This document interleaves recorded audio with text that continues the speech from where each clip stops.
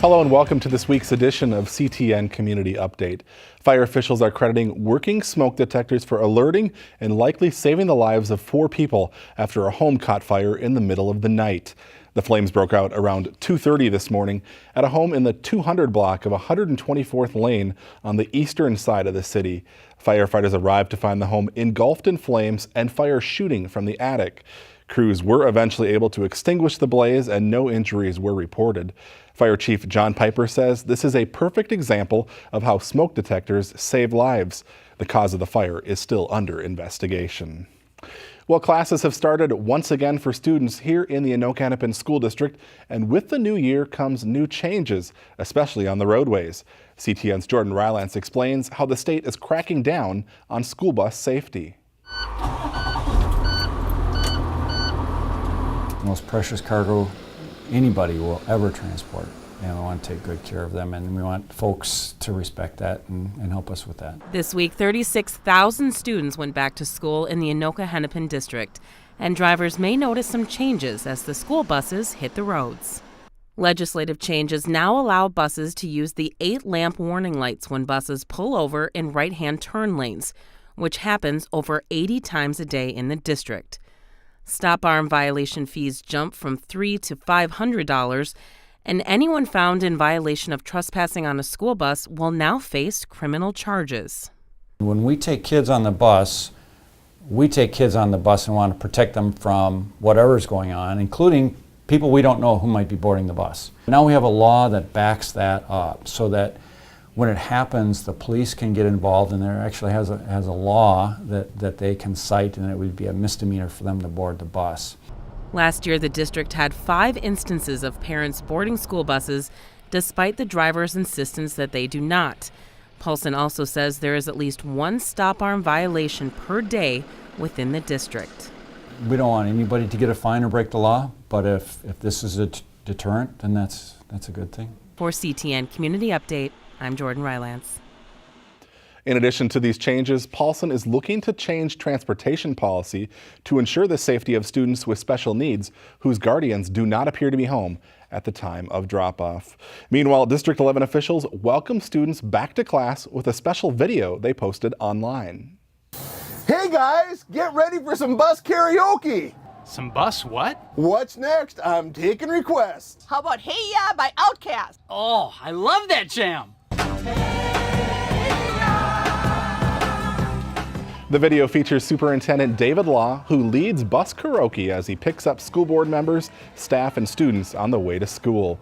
In the video, Law admits they don't necessarily sing or dance well, but care a lot about the kids and are willing to get out of their comfort zone to make sure students have a great school year.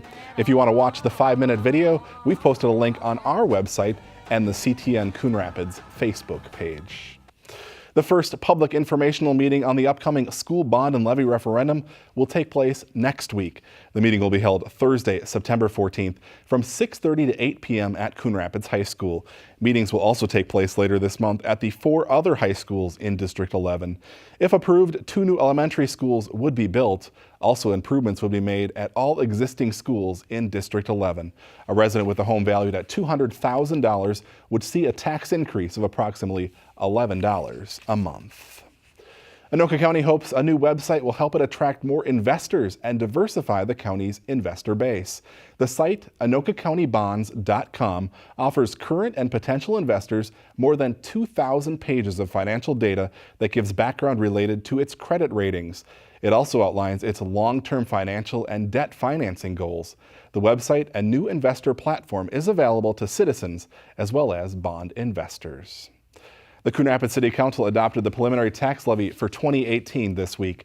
On Tuesday night, the council set the preliminary tax levy at just over $26.8 million, which is about a 4.8% increase from this year's tax levy.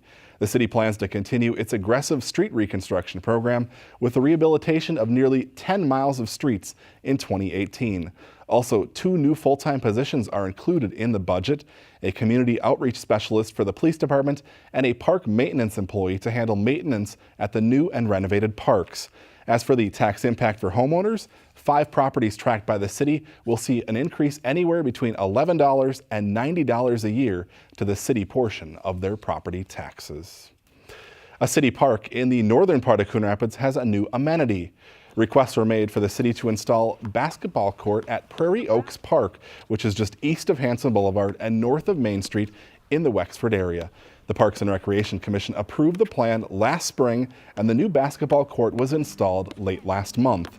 Funding for the project was included in the 2017 budget from the Miscellaneous Park Improvement Fund. The second movie in the park of the year is coming up next weekend at Sand Creek Park. The movie being featured this time is Moana, an epic adventure about a spirited teen who sets sail on a daring mission to prove herself a master wayfinder and fulfill her ancestors' unfinished quest. It starts at 7:30 p.m. and is free.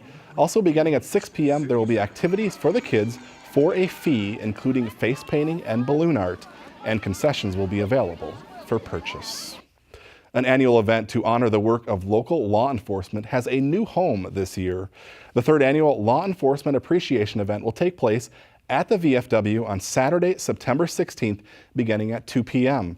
The event features a canine demonstration, police cars, food trucks, kids' games and activities, a silent auction, and a candlelight vigil at dusk. Local country music star Shane Martin will perform from 7 to 11 p.m. All the money raised supports the families of fallen officers. A country music star who rose to fame while living here in Coon Rapids has returned to Minnesota to take part in the Tribute to the Troops charity motorcycle ride. Rocky Lynn formed the Tribute to the Troops charity as a way to pay respects to the family members of those who were killed while serving our country. This year marks the 14th annual ride, which takes place in 5 states and has helped nearly 50 children of fallen service members receive money for a college education, an idea Rocky had when he met the daughter of a fallen soldier. This little child stuck her head out from behind the mom's legs, and we didn't see her before that. And I remember, as sure as I'm sitting here in this chair with you, thinking to myself, dear God, let that not be his daughter. But it was. And that's where the idea for the college fund came from. For more information on the Tribute to the Troops event, you can head to our website, ctncoonrapids.com, where we've posted a link. Before we go, a quick reminder also, there will be a sunup to sundown vigil on the Main Street Bridge next Monday in honor of September 11th. So check it out if you're driving by. That's going to do it for us today. Thanks for watching. We'll see you back here again next week.